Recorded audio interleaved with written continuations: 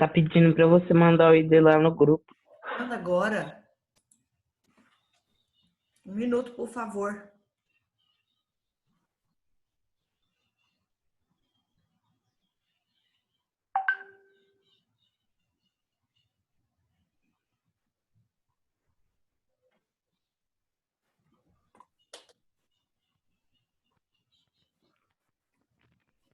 Já foi enviado.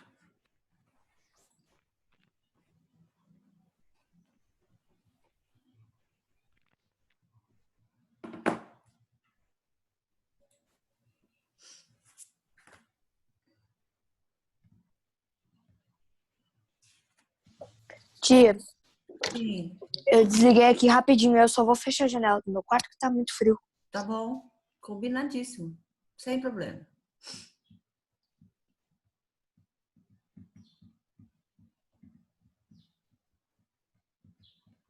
Eduardo?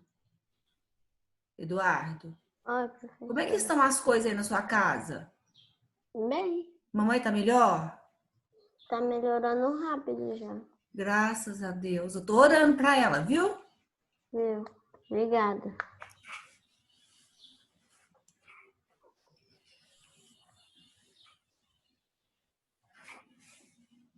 Vamos lá. Ô, Felipe, você mais a Márcia colocaram o numeral 1 onde? Os hebreus foram para o Egito em busca de terras. Não, senhor. Tem um Eu antes acho que eu disso. sei. Tem. Qual que é onde você colocou um, Mateus? Moisés foi encontrado dentro de uma cesta no rio Nilo. Uai, de jeito nenhum, ué. O povo nem chegou em Canaã, mas já tá dentro do Rio Nilo? Claro que não. Onde você colocou, Arthur, o número 1? A primeira coisa que aconteceu foi o quê? O anjo aparece para quem? Para Abrão. O anjo aparece para ele e anuncia: pega o seu povo e vai embora daqui. Daqui onde? Da região da Mesopotâmia, de Ur. Vai em busca de quê? Da terra prometida, onde corre leite e mel. Então, onde que fica o 1? O 1 fica lá assim, ó. Os hebreus se deslocaram da Mesopotâmia para Canaã. Aí depois vem o que o Felipe falou. Os hebreus foram para o Egito em busca de terras. Por que eles foram? Porque na região de Canaã houve uma seca muito rígida que faltou com o local adequado para o plantio. Quando Abraão saiu de Ur, o anjo, por meio de Deus, o anjo falou: você vai ter uma família numerosa, vocês vão se multiplicar. Então, quando eles estavam lá em Canaã, que essa família foi crescendo, foram filhos, mais netos, mais filhos e mais netos, faltou comida. Não tinha onde plantar. Foram embora para o Egito. Só que quando chegaram... A Laura falou que teve um problema na internet dela, caiu, mas ela já teve um de novo. Tá bom.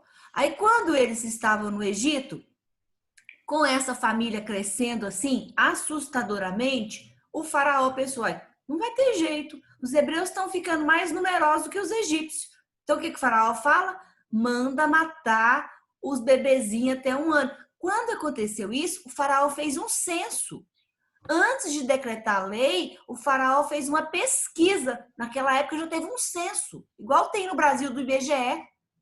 Ele fez um censo, saiu de casa em casa perguntando quantos meninos, bebezinhos, homens que tinham, e que era para matar.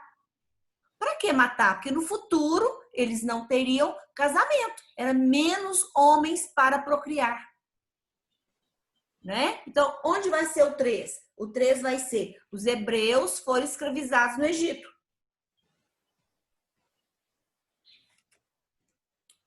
Aí, quando eles estão lá, que a tia Tânia está contando essa historinha novamente, o que aconteceu? Nesses bebezinhos tinha um especial, que era o Moisés. Né? Então, aí vai colocar: Moisés foi colocado no cestinho e colocado no rio. Aí é o 4. Passa o tempo, Moisés cresce, né? Ele descobre que ele não é egípcio, coisa nenhuma, que ele é hebreu, né? Desliga o microfone aí, Dante. Dante, Dante, Fala, depois eu te dou a numeração. Dante, depois eu te dou a numeração, calma. Depois passou o tempo, Moisés, que descobriu que não era egípcio, que era hebreu, ele vai lutar a favor do seu povo. Aí ele pede o faraó que liberta seu povo e liberta, que não liberta. Aí Deus faz o quê? Manda as pragas. Então agora os 5 são as 10 pragas.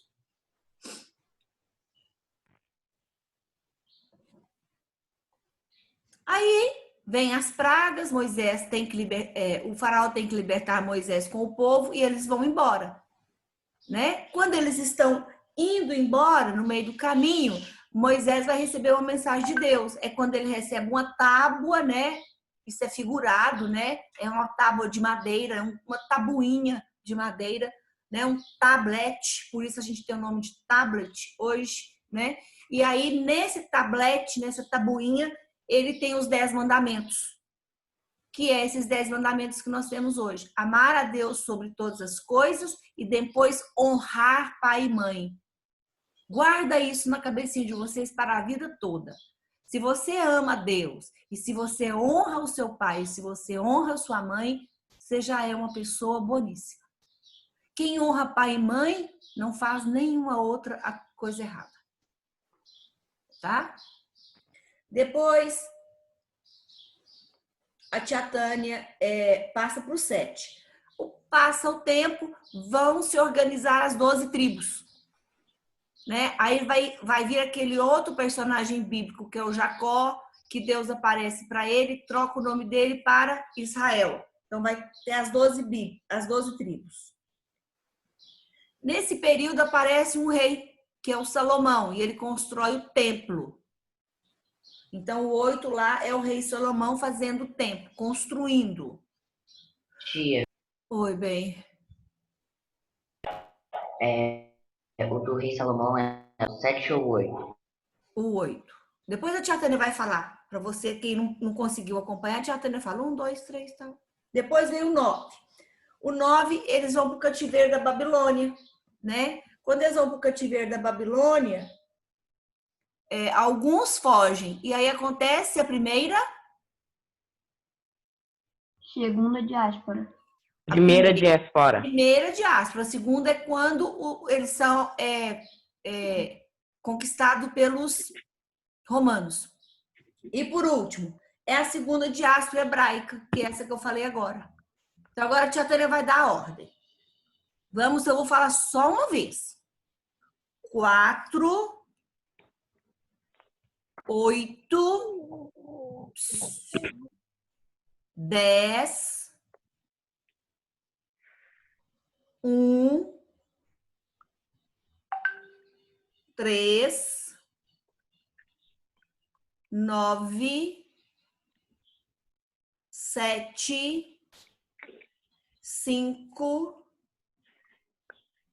6 e 2. Ok?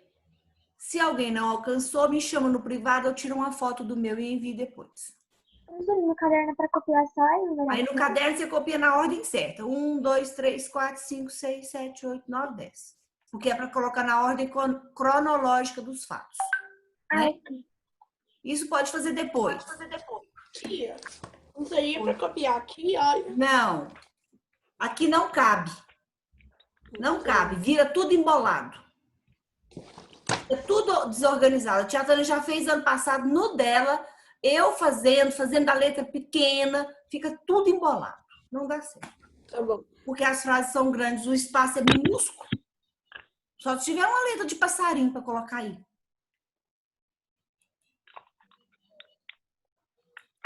Então é para copiar no caderno? É, para copiar no caderno. Mas não precisa ser agora, não.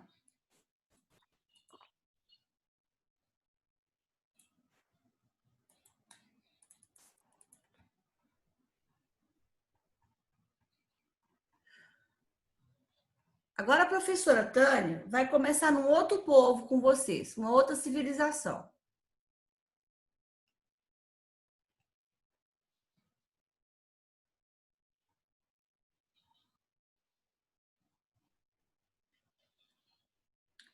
Na página de vocês, 63,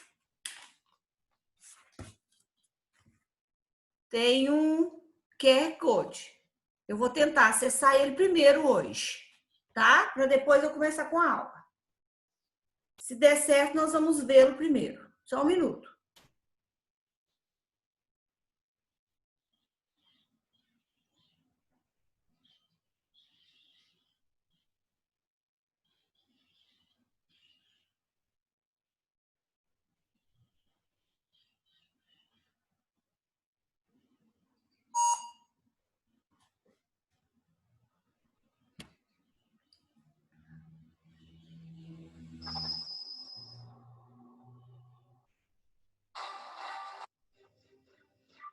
The Mediterranean Sea, 5th century BC. Olha, Tânia, oi. é só você clicar nesse botãozinho aí que tá do lado do QR Code que você acessa. Pois é, só porque ele está em inglês. Quer ver? Mas tem que ler. Vocês vão ter que ler.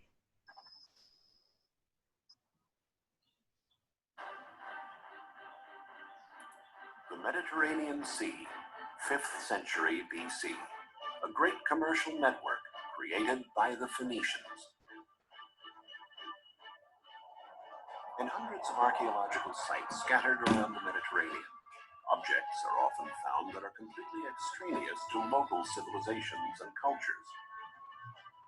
An Egyptian amulet in Greece, a Greek vase in Africa, a huge multitude of goods moving from one country to another and another had to be transported and traded in some sort of systematic way.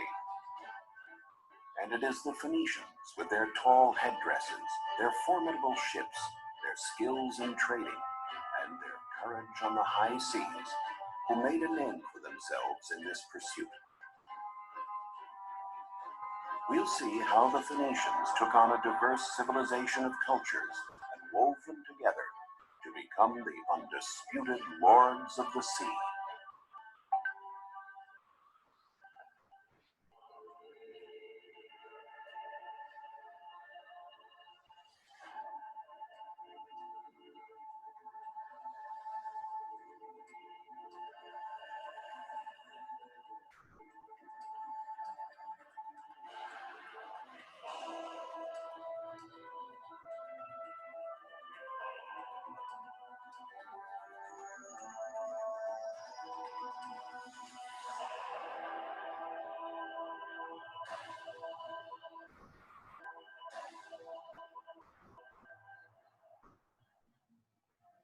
The Phoenicians originally came from what is modern-day Lebanon. They were organized into city-states, the most important of which was Tyre, whose magnificent Roman ruins are still standing.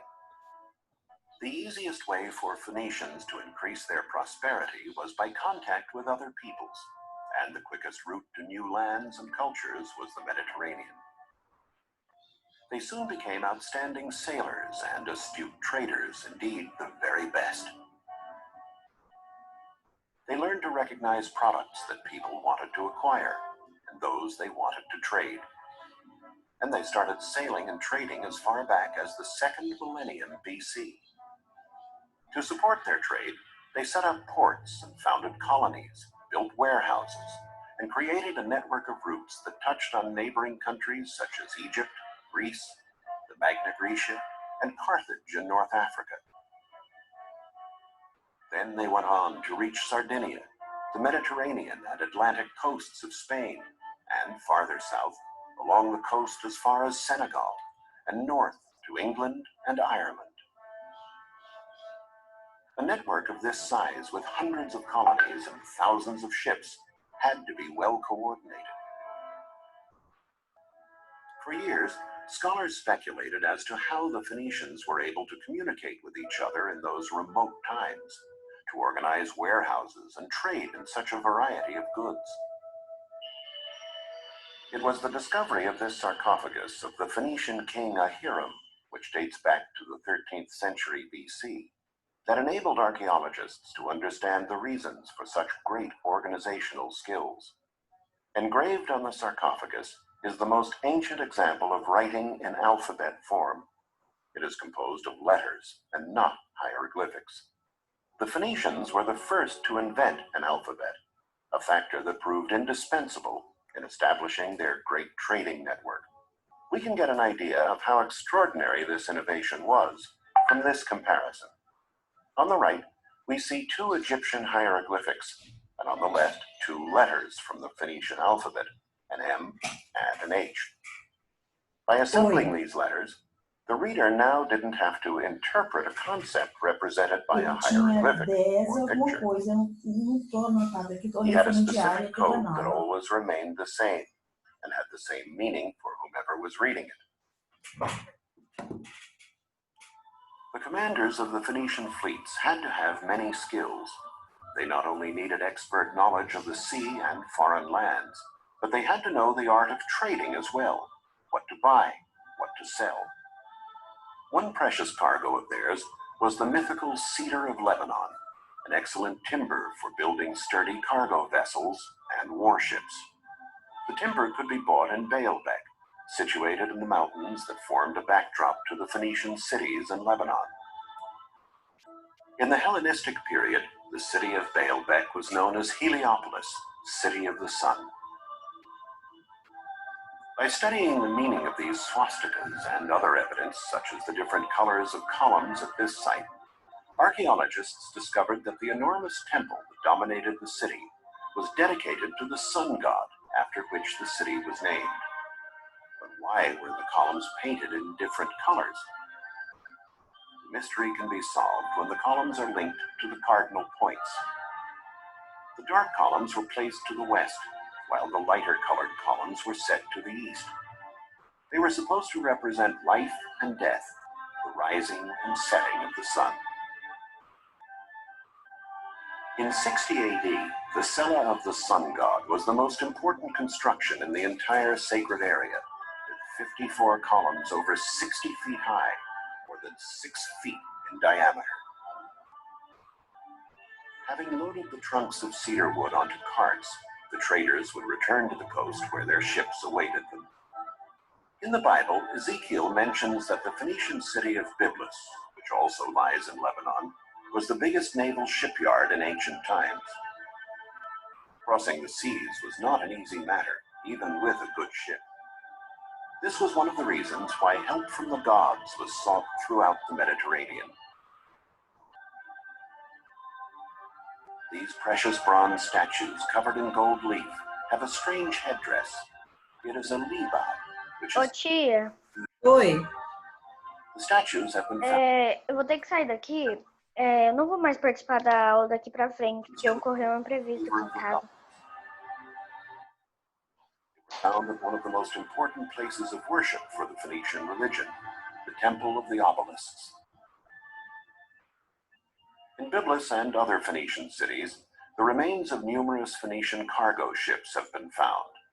The typical ship was 65 feet long and over 16 feet wide, large enough to carry a great deal of the precious cedar, as well as luxurious fabrics dyed with a reddish-purple pigment known as murex. The Phoenicians took their name from these fabrics. Phoenix, Phoenician, comes from the Greek word phoin, or red.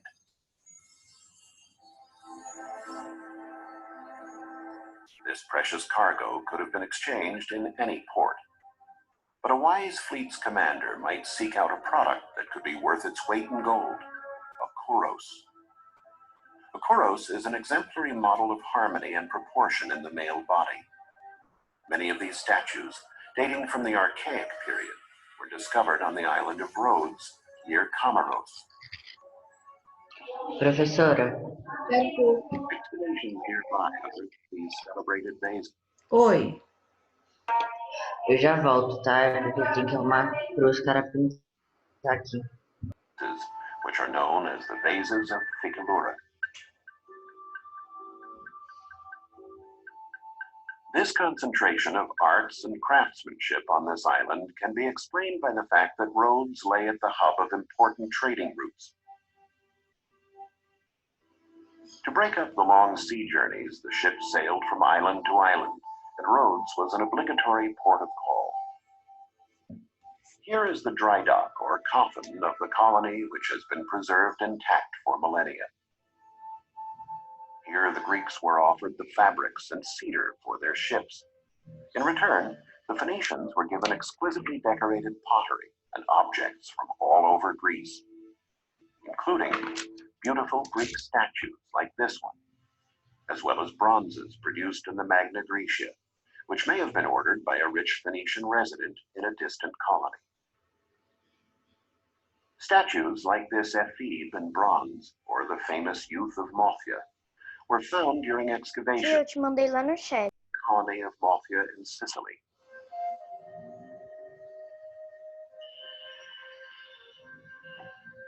The statues testify to the level of Phoenician trading in the Mediterranean, a veritable cross-cultural exchange. The ship, now loaded with vases, statues, and jewels, continues its journey to the west. It sails past the Pillars of Hercules at the Isthmus of Gibraltar and heads south along the Atlantic beaches of Africa between Morocco and Guinea. The Phoenicians were the only people brave enough to venture into the Atlantic. Ancient peoples were terrified of passing the Pillars of Hercules because they believed that beyond lay the end of the world. What was it that pushed the Phoenicians so far? The Greek historian Herodotus documented it in his writings. It was gold. The Phoenicians unload the merchandise and lay it out on the shore. Then they go back on board their ships and send up smoke. The locals see the smoke and place the gold that they are offering in exchange beside the merchandise. Then they withdraw. The Phoenicians descend from their ships and examine it. If they calculate that the quantity of gold corresponds to the value of their merchandise, they take it and leave. Otherwise, they go back to their ships and wait until they are satisfied. The African peoples were very taken with the showy Eastern goods and quite indifferent to the yellow metal that was found in such abundance there. This was the great bargain for the Phoenicians, leaving inexpensive pottery and jewelry and setting off again with gold. The ship would now head north. Excavations in England and Ireland have revealed that the Phoenicians reached even these far-off lands. Numerous finds have indicated that in exchange for pottery and jewelry, the northern peoples gave tin, a metal that was in great demand for producing bronze and the other alloys used by the Phoenicians and Greeks. Ireland was the most northerly landing point for Phoenician voyages, and having traded their goods, the sailors could now make the return journey. The trips always held the portent of danger.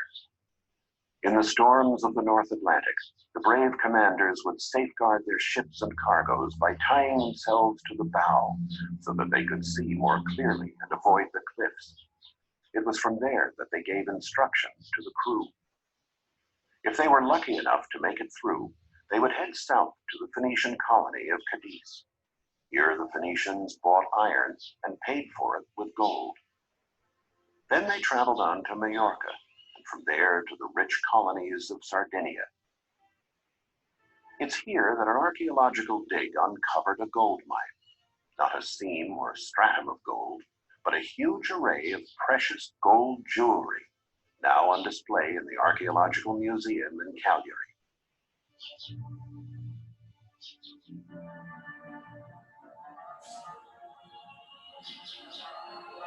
Since Sardinia has never had gold deposits, the precious metal must have come from Africa on Phoenician ships. In the Sardinian colonies, the Phoenicians themselves worked the gold into the most exclusive forms, modeling it in small molds. Sardinia was the largest producer of Phoenician crafts, especially in the field of glassmaking. They made ointment jars to hold balms and perfumes, necklaces, and characteristic amulets. For centuries, it was believed the Phoenicians invented glass. While science no longer holds with this theory, they definitely were peerless masters in the field of glassmaking. For many years, years, archaeologists pondered the reason for the ambiguous smile on grinning masks like this one. They also didn't know the reason for the long arms on certain statues. Only after years of research did they find the answers. The masks were used to ward off evil spirits from the tombs. As for the statues, they were related to the more esoteric aspects of Phoenician medicine. They were offered to the gods to invoke a speedy recovery from illness. The affliction to be cured was in the exact spot touched by the hands, almost as if the sick person wanted to remind the gods what needed to be healed.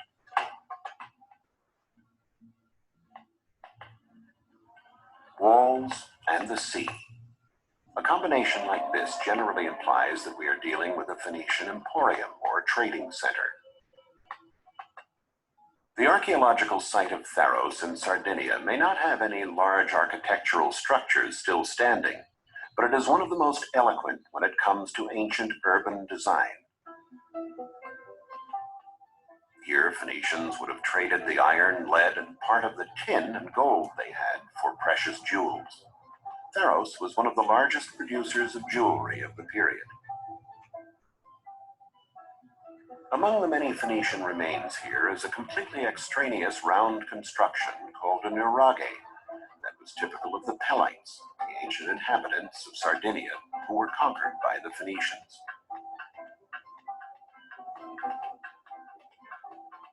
This is how the village would have looked about 3,000 years ago. The Nuragic civilization is very ancient, dating back to the 2nd millennium BC.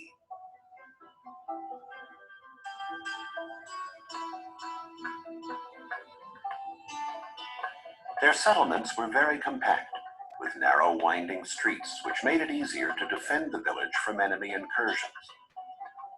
The houses of the ancient Sardinian people were a combination of fortified towers, granaries, workshops, and dwelling places. There was no distinction made between the function of the various constructions. There was only the nuraghe, the unit where productive and family activities were carried out around a fire, the main focus of the house. But what exactly does the word nuraghe mean? It seems to come from the way their dwelling was constructed. In the ancient local language, nur meant mound. As we can see, the walls of the constructions are thicker than the dwelling area. They were built with heavy stones heaped on top of each other without the use of mortar.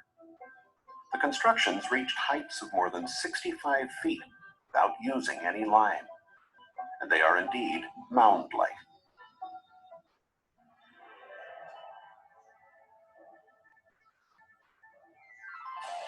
Phoenician ports, like this one in Nora, all had something in common. They were situated near promontories. In this way, ships could be moored on both sides of the promontories, creating a larger dock area. The only thing the Phoenicians looked for was to be able to land quickly, get their business done, and then set sail again. These are the foundations of the Phoenician quarter in Nora. Although it's worlds away from the Romans' concept of living, with the Romans preferring large, orderly quarters equipped with many services and amenities, the Phoenicians did share the Romans' love of thermal baths.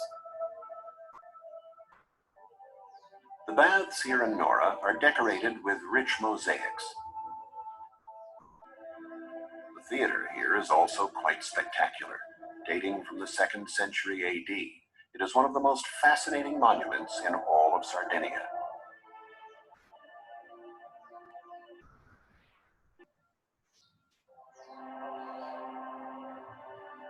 From this Spartan 5th century Phoenician port, the fleet would have set sail again, now laden down with even more jewels and precious objects. One of the greatest archaeological mysteries regarded the port of Carthage, queen of the Mediterranean, the most powerful of all Phoenician colonies. The Greek historian Appian, a native of Alexandria in Egypt, tells us that the port had 2 harbors, the rectangular commercial port and the round military harbor with an island in the center. However, in modern times, no place seemed to correspond to that description until in the 19th century, the writer René Chateaubriand noticed these two lagoons near the Bay of Le Crabe were very similar in shape to the ports mentioned. He realized that this was Carthage. This discovery led to a heated debate, which was only concluded with excavations carried out in 1974. A British team, excavating on the circular island, found evidence that confirmed Chateaubriand's theory. The bustling port of Carthage was the largest and most modern port in pre-Roman times. Warships would pass from the commercial port through a narrow passage to the military harbor. Merchant ships were forbidden to pass beyond this limit. The ship that is entering the port is a trireme with 3 tiers of rowers, though the Carthaginians also had quadriremes and quinquiremes, which can be compared to modern-day battleships. All the ships returning from war missions, by which Carthage dominated the Mediterranean and protected Phoenician trading routes, were moored in this port.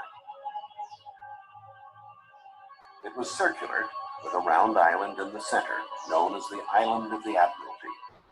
There were dry docks both on the island and in the outer perimeter of the port.